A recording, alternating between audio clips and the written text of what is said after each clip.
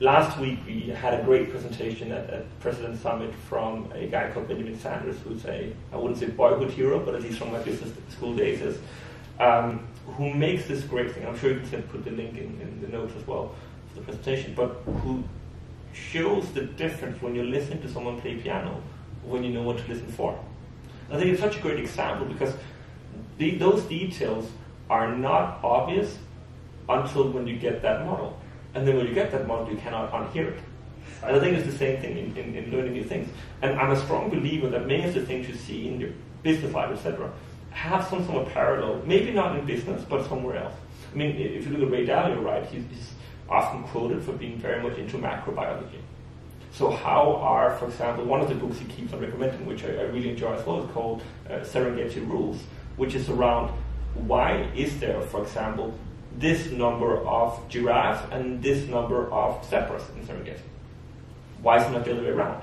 Exactly. Why are there not 10 times as many? Why is it not 10%? Right? So the thing is there, how to understand how they regulate each other, that ecosystem. And for him, that's the same as how commodity prices are regulated by contracts, right? And it works the same way. So for us, I'm very fascinated by learning. I think it's a way to always stimulate myself. It's a way to keep me on my toes mentally. Yeah. So it's the balance of overloading my head with new information, and then on the sort of the flip side that I do a lot of meditation to underload, right? So I try to find the balance between those two. But I think it helps me get into depth of what I'm doing. Yeah. I also think that is where Max and I are complementing each other really well, because I think Max is extraordinary at thinking big thoughts. It's extraordinary at seeing new opportunities. It's extraordinary at being very flexible and adaptive.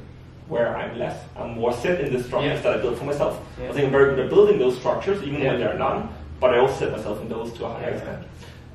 So I enjoy going really deep on things, which sometimes is a challenge because I can end up running down a foxhole or a rabbit hole. But also an important point, and at least in my experience, is that even though if you learn about chemistry or whatever, you always find synergies you can take with you, right? Because like you say, it's all about everything's structured, everything's more complex than you believe it is. Like, I love the example of like Bitcoin. Like, the more I learn about it, the less I think I know about it, because it's so deep, it's so complex.